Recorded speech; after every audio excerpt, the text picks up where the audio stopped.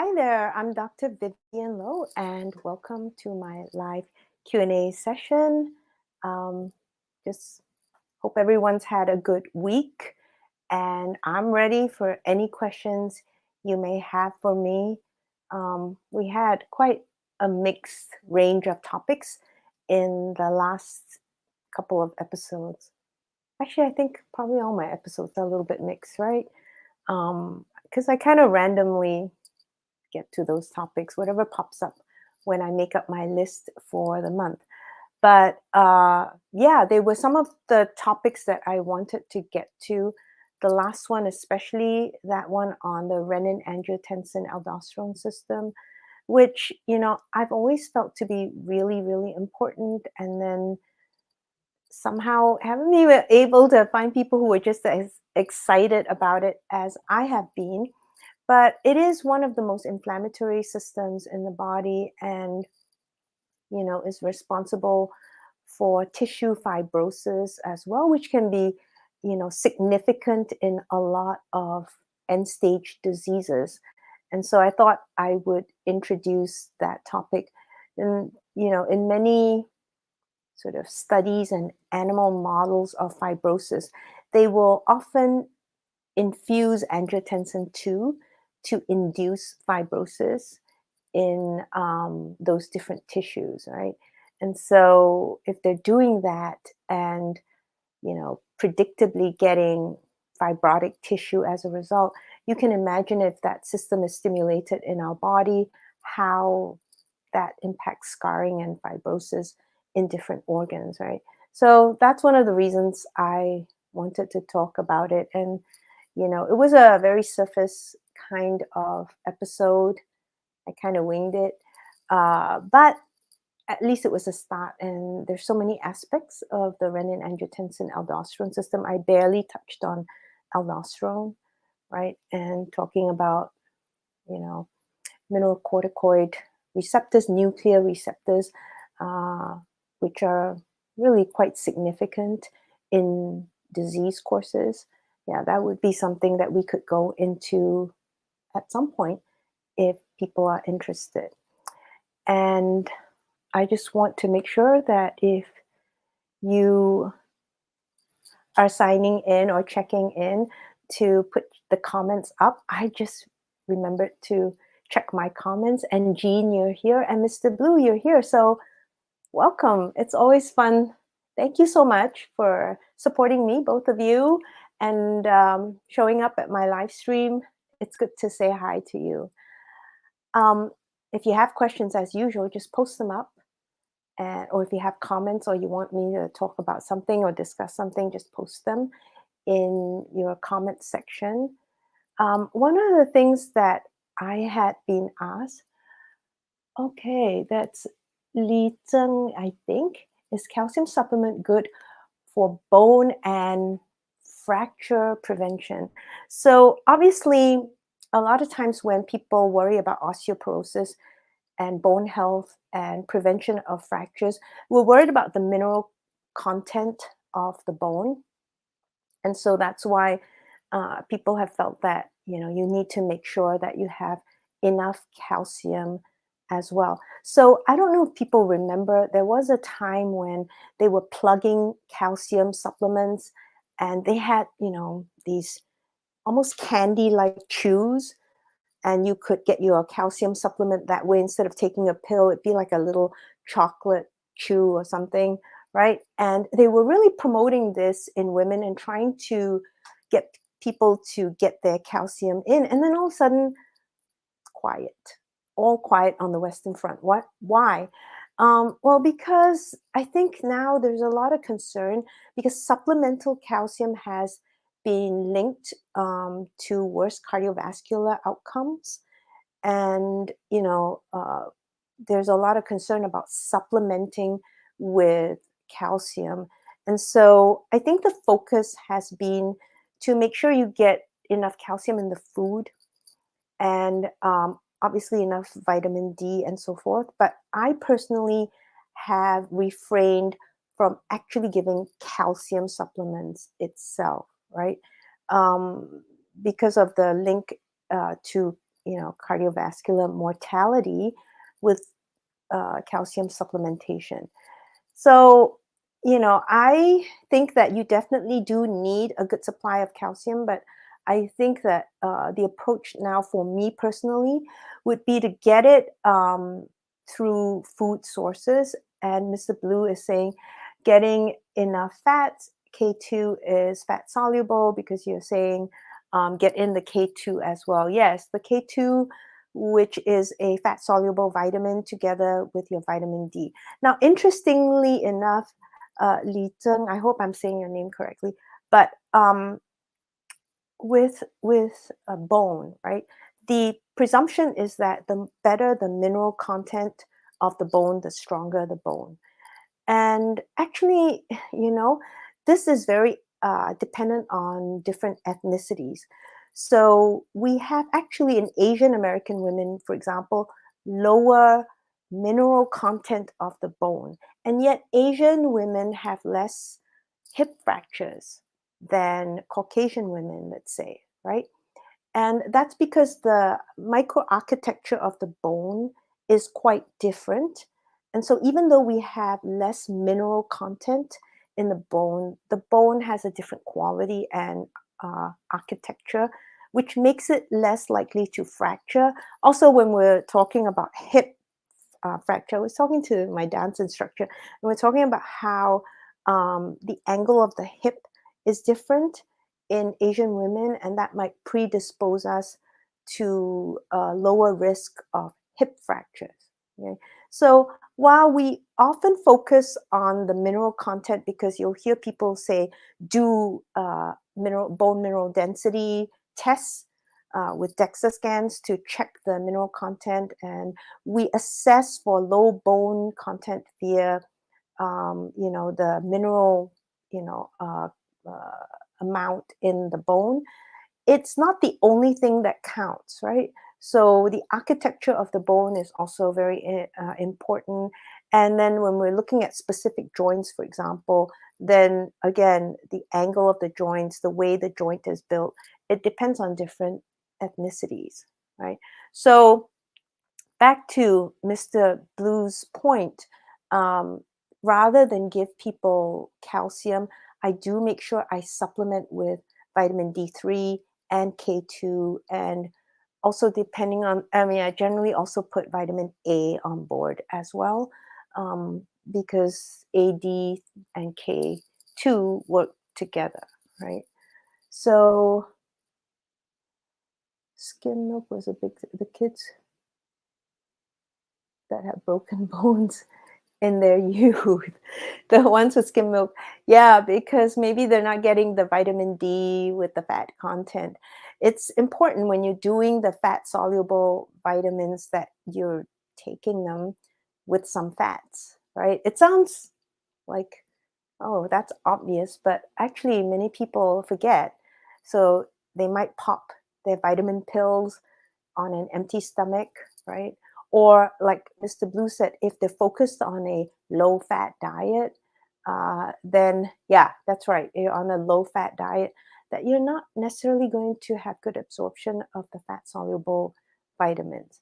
The other thing is too, when you're looking at your vitamin sources, if you actually be very careful when you look at how they're packaged, because these fat soluble vitamins usually are in capsules that have fats in them to contain the fat soluble vitamins, right? But a lot of the fats are the omega 6s, so it's very common to find your vitamin D in a capsule of soybean oil or safflower oil, right? I've seen that so often. So you just want to be careful because, yeah, it has to be delivered and kept in some fat, just so that's what the capsules have in them. But if the fats in them are the more inflammatory fats and can easily go rancid, that's not something maybe that you want to be taking on a regular basis, right? So, yeah, very good points. And I hope that answered your question. And I see Maya there as well. So, hi, Maya. Good to see you. And yeah, I'm just trying to read the comments at the same time. Any other questions, feel free, put them in the comment section, or if you have questions like the one on calcium, just put them up and then we can get into it. What are good sources of calcium if you don't eat dairy products? Honestly, when I have my patients get them from food, I do have them mostly do them in dairy products. Honestly, okay, here's one. I don't think it's very palatable, but you might consider it, right? This is what my grandmother used to do when she fed her chickens. She would actually take eggs and grind up the shells, and then she mixed it in with the chicken feed, and she would feed the chickens with that. And I thought she was brilliant, right? So brilliant. She didn't have any degree in nutrition, but she made sure that there was good calcium content in the chicken feed. And she did that by grinding up the eggshells. So this is probably not very palatable, but I see that as a means of getting calcium if you want to do your eggs whole. So, you know, actually, I hate peeling eggs. So you might consider just eat the whole egg. Why not? Right? Um, you grind them, Mr. Blue, and put them in the garden. Yeah, in the soil. Yeah, that's a good way to do it. So I'm like, if you feed the chickens with it, if you feed the soil with it, just eat your egg whole, right? I mean, boil the egg. You never have to bone meal. Yeah, yeah. That's another way of doing it, right? Essentially, that's a good. I don't know, how would you cook? Do you just eat bone meal? I'm the worst person to ask about cooking. I just don't know.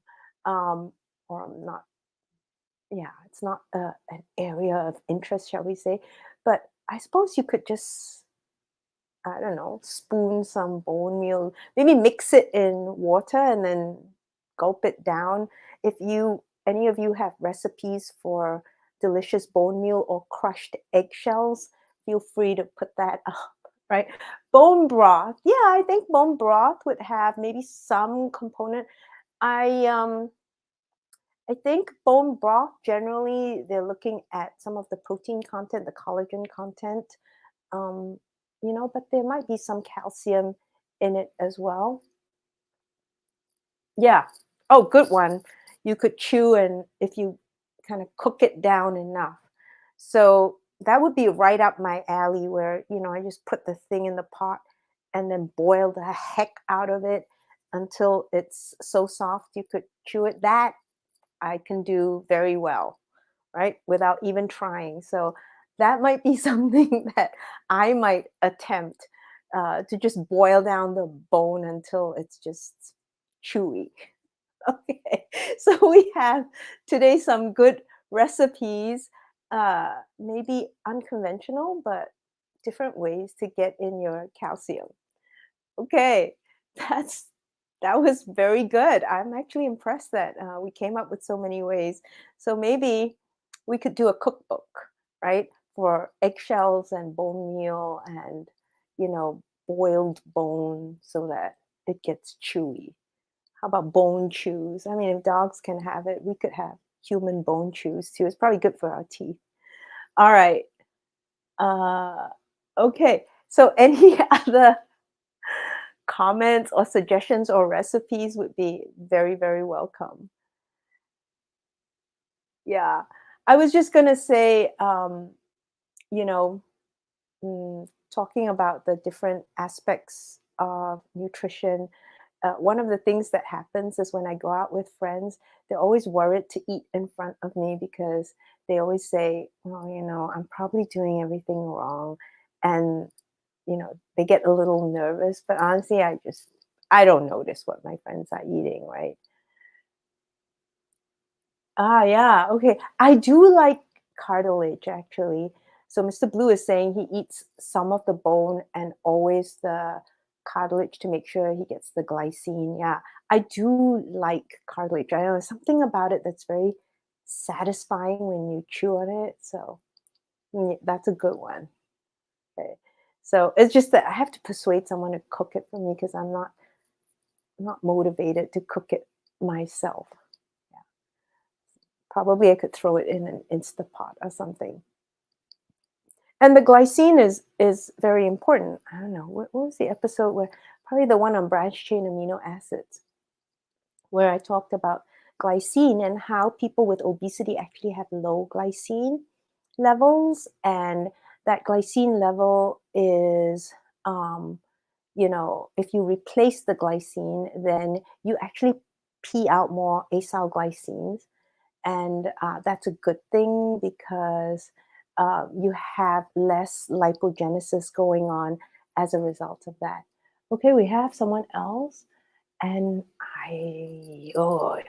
it looks like, okay, I don't know if this is a nickname, but it's Oge, and you've had debilitating joint, muscle, and nerve pain, which went away after eating fatty meat, eggs, and cheese only 3 years ago. And when you try normal food, symptoms return. So, my thoughts.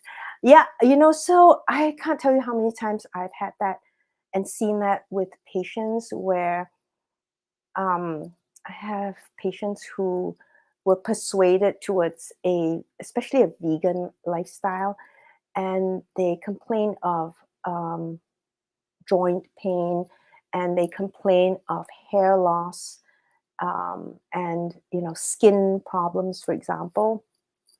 And if I can get them to switch and go back to eating animal protein, that all those problems resolve very quickly. I have a patient who she had a lot of hair loss and skin problems, and the minute she went back to eating animal protein, for example, she didn't have to spend money on the special shampoos or the special hair serums because she didn't have that problem of hair loss anymore, right? So with the joint pain, for example, and maybe even muscle and nerve pain. So I don't know what your diet was before, but if it was mostly plant protein, then generally my problem with vegan diets and plant proteins is the quality of the proteins are lower, and also it's hard to get complete proteins. You'd have to mix different plant sources. That's one. And then the other thing is uh, a lot of times those diets make people have mineral deficiencies. So if we're talking about joint pain, we might have actually mineral deficiencies where you have poorer bone uh, quality, for example. The reason being that a lot of plant based foods are very high in phytic acid. And phytates or phytic acid, they essentially are the storage form of phosphorus in plants. Okay. And, you know, those plants have very high amounts of phytic acid, and they tend to bind minerals. So they're going to bind your potassium, your magnesium, for example, your calcium, your zinc, right? So when they bind the minerals, that means that you don't have those minerals for absorption in your gut.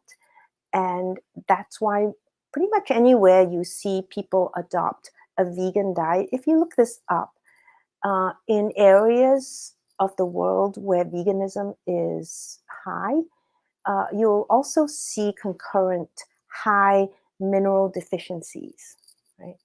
And so y- and also probably stunting as well, because again, quality of protein is low, so that might be the issue there. So I hope I answered your question. I really do think that you having the meat, eggs, and cheese, and that's a healthy thing. I know people get very stressed out, and it's funny because people are more stressed out about patients who eat meat and eggs and cheese than they are about patients who eat cake and donuts and Doritos. So if if someone said that, at the Super Bowl party, they had nachos and Doritos, nobody blinks, right? You say you ate some cheese and all of a sudden you're going to just keel over and die. So it just is kind of warped that way. Okay, Akamai, how are you? Uh, Weighted load, yeah, to improve and preserve skeletal bone and cartilage. That's exactly right. That you have to have weight bearing exercise, you have to have weight bearing activities. And so, if you're constantly just sitting, and you're not using your muscles and your bones, then you're going to have degeneration.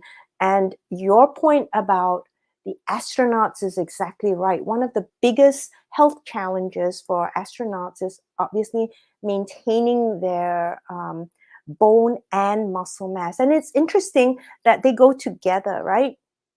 So if we think about it, they're not only losing bone mass, they're also losing muscle mass. And generally, as I've said in previous episodes, if you're losing one bone, you're going to be losing muscle. If you're losing muscle, you're going to be losing bone, low bone mass as well.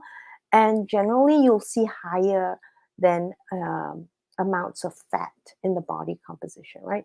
So when you shift the body composition one way, you will affect all components of body composition. So, what brand of vitamin D do I use?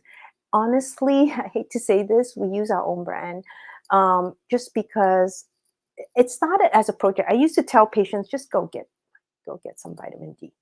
Get some D3 somewhere. Go to your local pharmacy and so forth. So then what happened was Anna, who's our head coach.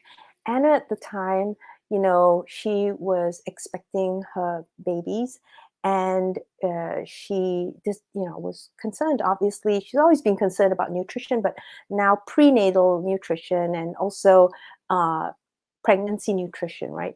So at the time, she started researching, and she came back to me and she said, "But Dr. Loh, I was looking at vitamin D. I can't find any vitamin D that isn't packaged in a safflower oil or in, soybean oil." She says, "I've looked everywhere."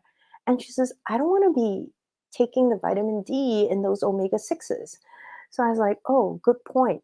And then Driss went and looked. So he went to the pharmacy and just kind of, we have probably a bad reputation at these places because we go there and we're scanning things and we're taking photos, and people think that, we're snooping around, but we're just looking at the content of what's available to patients, right?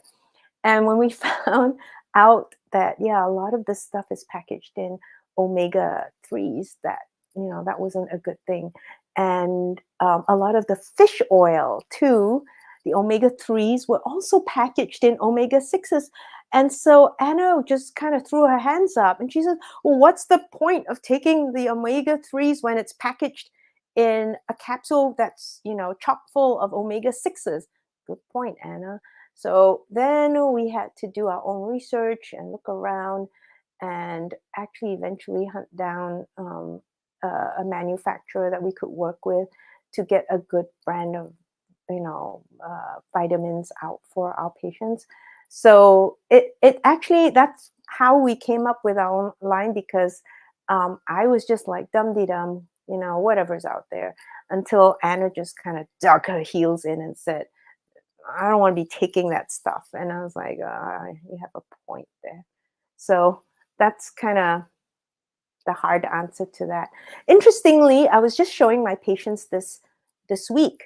An article came up from JAMA, and it basically was looking at the contents of CBD and melatonin, just looking at these two supplements in over the counter sort of, brands that were available. And the shocking part, and I shared it with my patients, you can look for it in JAMA. Uh, it's probably this week because of a very recent article.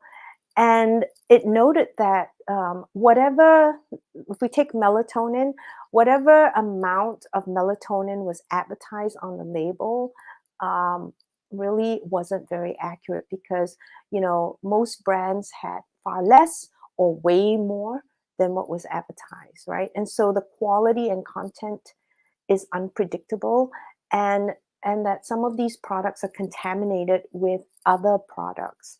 So there was warning in that article about giving these products to children because it might be contaminated with other things.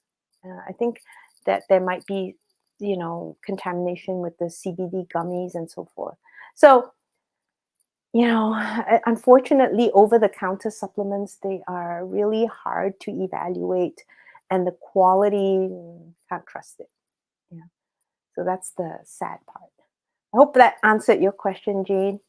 Okay, anybody else?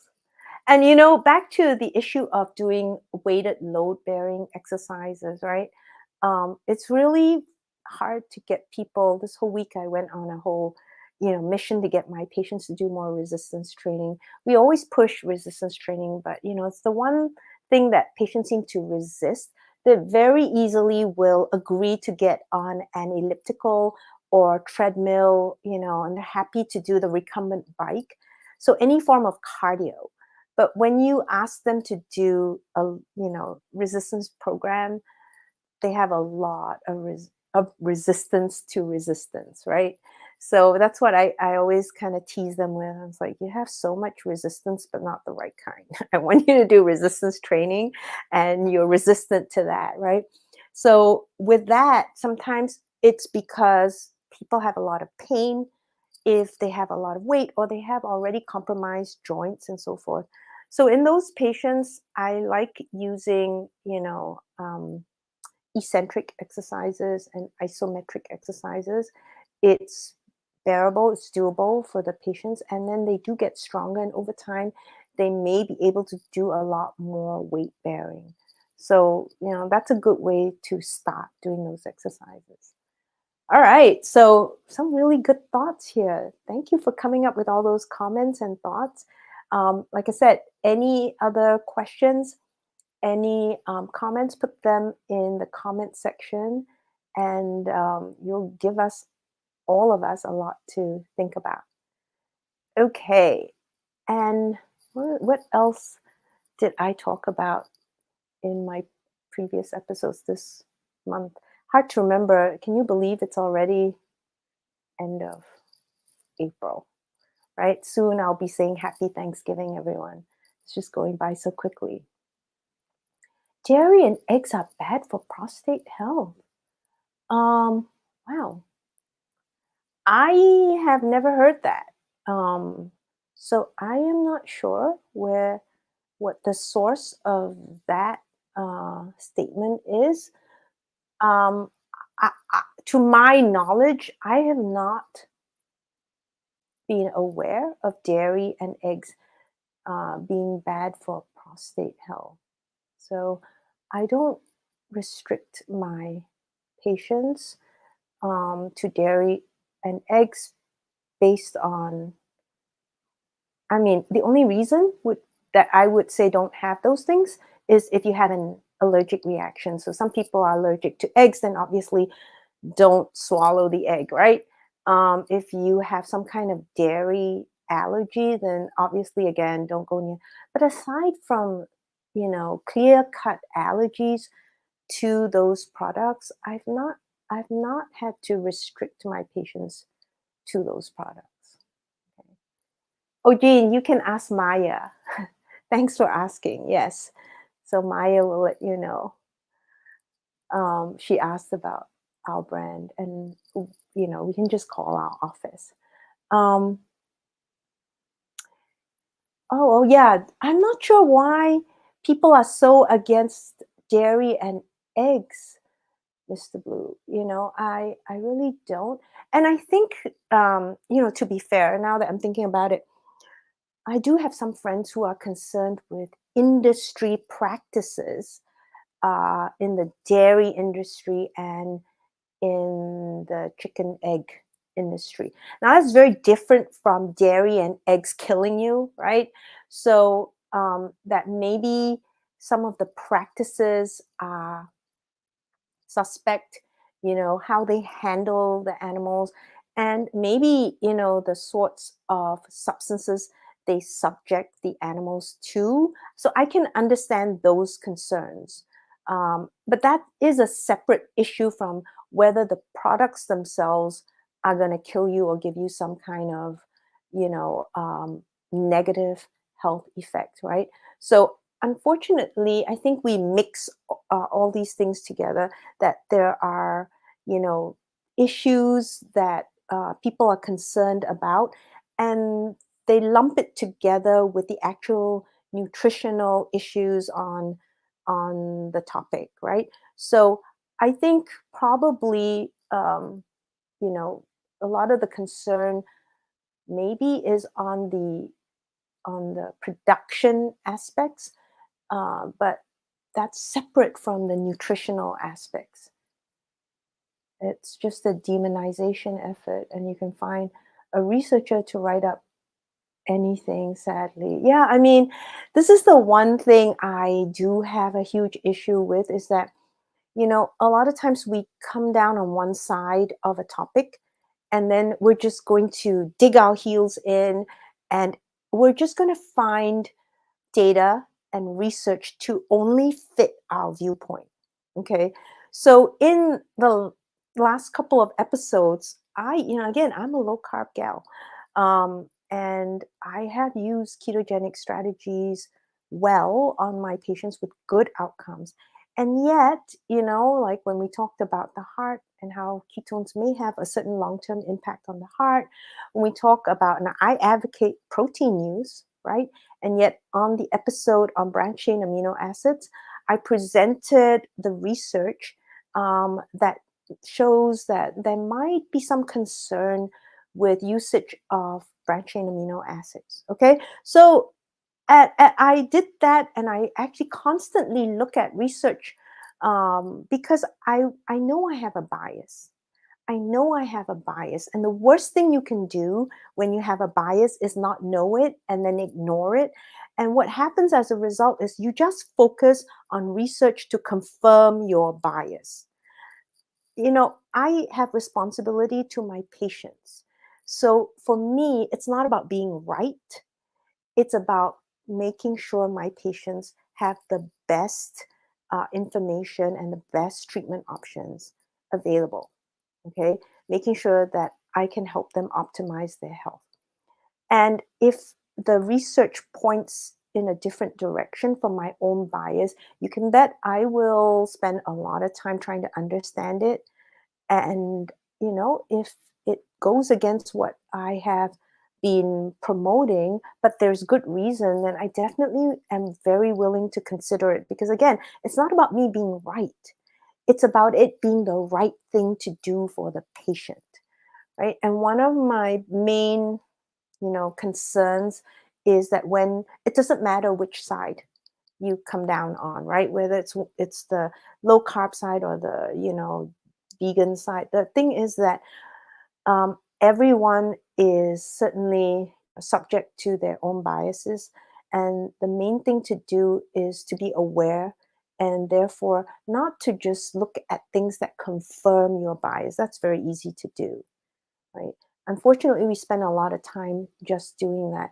I am willing, and I actually look for things that go against my bias, and I consider it very seriously. Now, you have studies that are just observational, and that's one thing. And okay, I note those, knowing that, just because there's a correlation doesn't mean there's causation there. Although with some of the Mendelian randomization studies, it points towards causation, right? But if it's mechanistic, if there is a pathway that has been identified, right, that's a whole different story. Okay. And so, like when I talk about, let's say, ketones in the heart, and when I talk about branched chain amino acids, I am not looking at just the observational side. Generally, I will look to see if there's a mechanistic, understanding there, and if there is any pathway that we can identify And those are the things I'm really interested in because now we're not talking about just observation. We're talking about certain mechanisms that we have observed and that we see and we can reproduce, right? So that will make you think a whole lot more. Um, yeah, the dogma in food choices. Yeah, very bizarre. Um, yeah, it's true. And also, there's just such mixed, fuzzy understanding in nutrition. A lot of times I find that, sometimes those discussions are not very productive just because everybody's talking about a different thing. Like, you hear, I think I made this point. There was, I think it was a British medical journal that came out with a study that talked about how, um, you know, plant-based diets were better in terms of being protective for your cardiovascular health. Okay. So it was interesting because the diets they looked at, first of all, except for one, which I'll mention in a bit, but all the diets they looked at essentially were by name. So it was, the South Beach diet or the zone diet or whatever. So you're going by name. Okay. So we weren't dialing down on specific macronutrients, for example, okay, except for what they call the low fat or the very low fat. Okay, those were the two that they quantified somewhat with, at least one, looking at one macronutrient. But everything else was a diet that went by name, and that included the Mediterranean diet. So, what they found in this study was very interesting to me. They said that only the very low fat and the low fat and the Mediterranean diet were protective for the heart. Okay. And I was like, okay, that's interesting. So, because the first thing is, what is a Mediterranean diet? There is no definition of a Mediterranean diet. We talk about it all the time in the medical world. Well, a Mediterranean diet is very good for you. I'm like, there isn't a definition. And yet we just kind of sprout this thing, blah, blah, blah, like verbal diarrhea. Everybody's like, Mediterranean, Mediterranean. And I'm like, first of all, have you seen the Mediterranean? That's a lot of countries. But also, what is it? Right? What is this Mediterranean diet? And everybody has in their head some picture of a Greek salad. Usually, when you say Mediterranean diet, that's what everybody is imagining. And I knew someone from Albania, can't get more Mediterranean than that. And I said, hey, do you eat like something like this? And I showed him a picture of a Greek salad, and he just burst out laughing. I said, what do you like to eat? I like sausage. I like lamb. I was like, oh, that doesn't sound like this little Greek salad here. Okay. So when you look at it, there is no true definition. So there was one study I did find. I think it came out of Australia, and they were attempting to define the Mediterranean diet. So they came down with about 40% fat, okay, which they called a moderate fat diet, okay, moderate fat. So that was the definition in that study. And then there are other studies that looked at Mediterranean diets, and there was one that talked about, I don't remember the source, but I do have it somewhere. Anyway, it said that if you did not restrict the fat content and let people eat as much fat as they wanted, they actually had better protective results for the heart. So the higher the fat content of the Mediterranean diet, right? It was sort of ad lib. Um, then actually the better outcomes for the heart. So as high as 60%, 70% fat. So now I I'm going back to this British Medical Journal article. So what they said was a very low fat and a low fat diet and a Mediterranean diet are the only diets that are cardioprotective. Okay, now we line it up. We're saying a very a low fat diet. Now the Mediterranean diet is now defined as anything from moderate fat to very high fat. So essentially, what you're saying is very low fat, moderate fat, and very high fat diets are cardioprotective. That's exactly what the study is saying, which, okay, another way to look at it is don't worry about fat content because it's all the same, right? You still get the same results, right? I don't think that was the intent of the authors and people who cite the study. But if you actually think about it, rather than just go blah, blah, blah, blah, blah, if you actually think about it, you just said low fat, very low fat. Okay. Mediterranean. Well, Mediterranean diet definition goes from moderate fat to high fat. So now we're saying very low fat, moderate fat, high fat, cardioprotective. Good. Now we don't have to worry about fat. Done. Right? See how kind of useless those studies are? I'm like, someone spent money on this? Really? Someone spent money on this study? I mean, I can think of a million studies I'd rather see, right? And we could give money to those studies that give us more conclusive results and give us more guidance. But you did a study that says very low fat, moderate fat, high fat, cardioprotective. In other words, don't worry about fat content, right? That's the kind of stuff we get. And oh well, it was entertaining while it lasted. I'm glad you found that funny, right? Um, yeah, and then this whole cholesterol issue, of course, I think, yeah, I'm going to be getting into that soon. I have to make the upcoming episodes. I tend to make them on weekends and a bit stressful because I usually don't have a lot of time. But yeah, I'll be broaching some of that cholesterol issue. And this whole cholesterol issue is also another one that is, I feel like too many people put too much effort and time and energy into it, right? So the people who are like, "Oh, cholesterol is bad for you," are very, kind of have invested a lot of energy into that. And the people who are saying, "No, I want to prove to you that cholesterol isn't bad," also are investing a lot in cholesterol because ultimately then they're worried about cholesterol.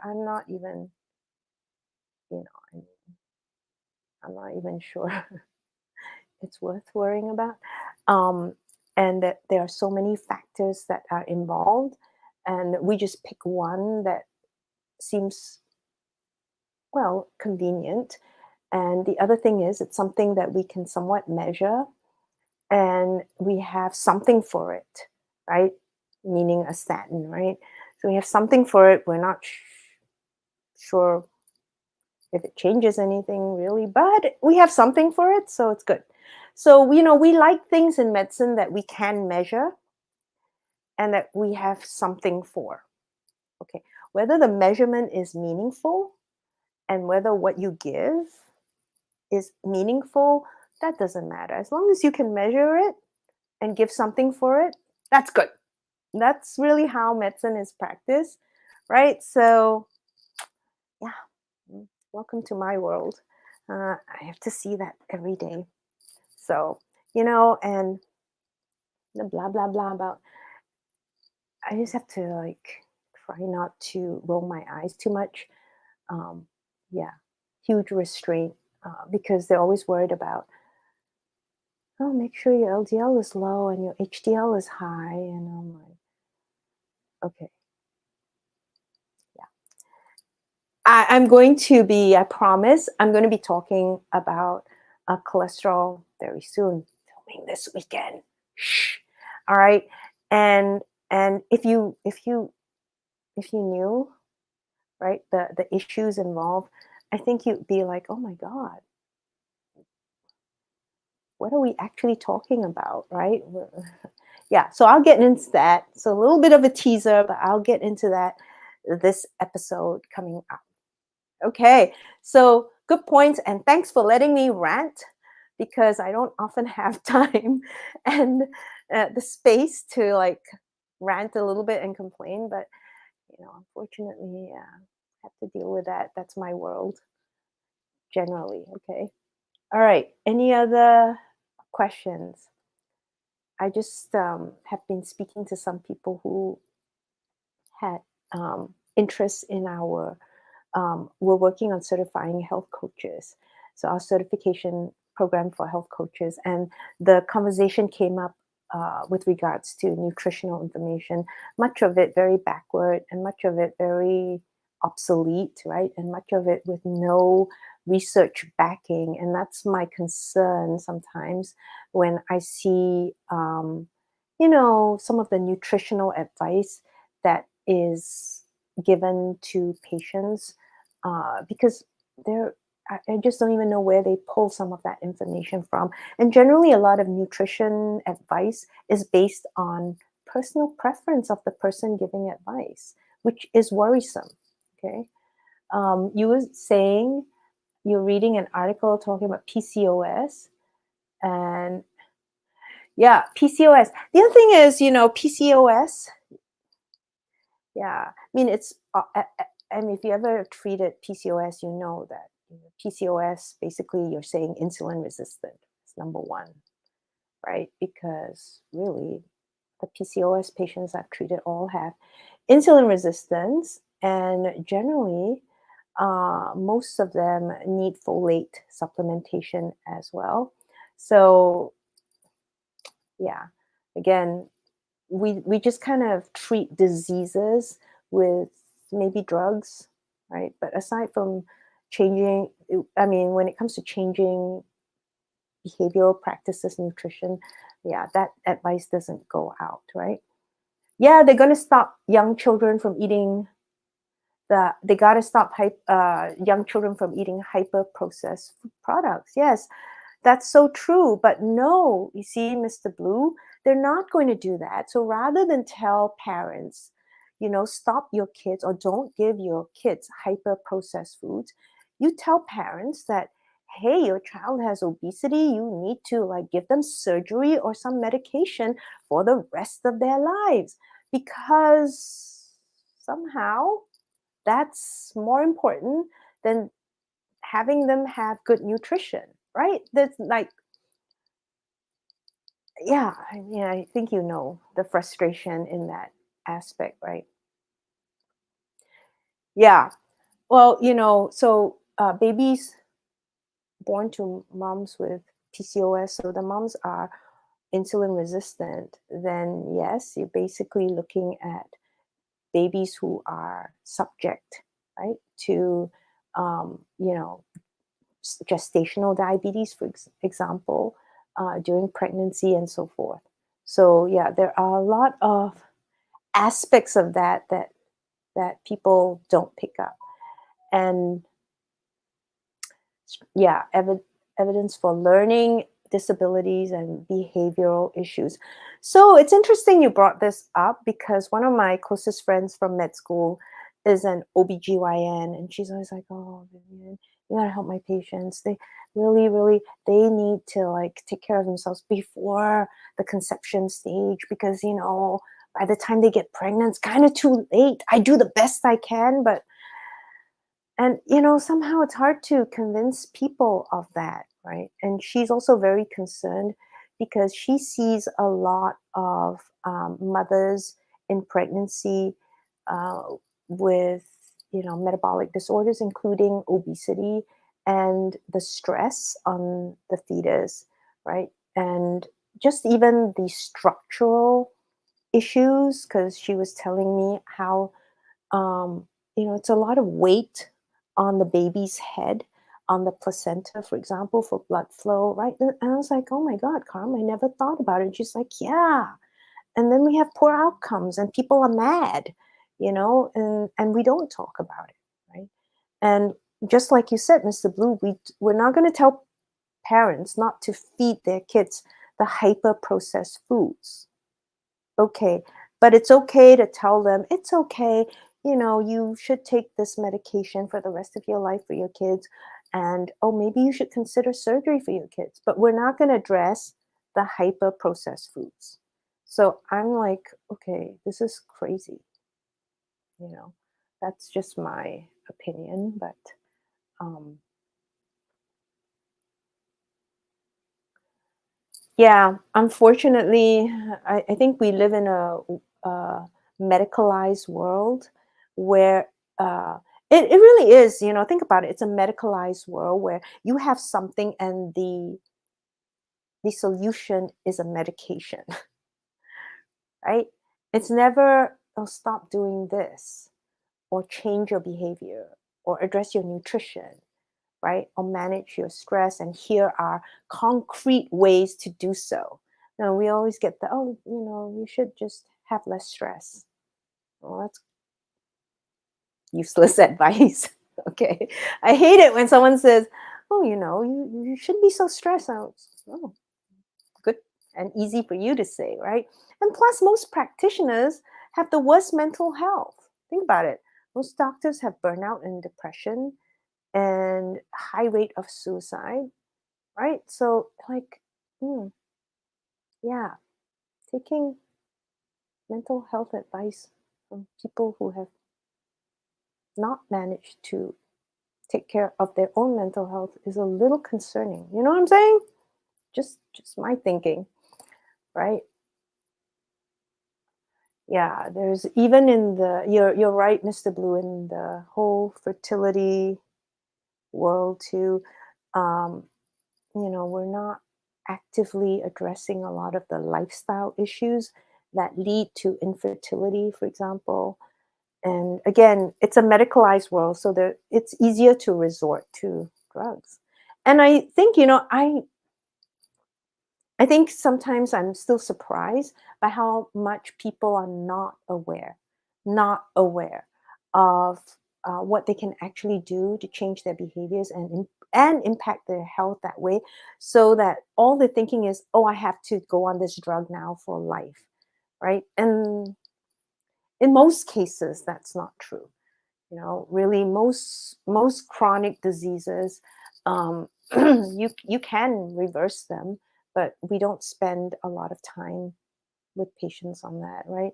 So, like, besides working on certifying health coaches, that's the other thing that we've been doing, is developing a curriculum for healthcare practitioners, so that there's a solid science-based curriculum for preventive health and for remission of disease. Because nothing in the medical curriculum addresses reversal or remission of disease.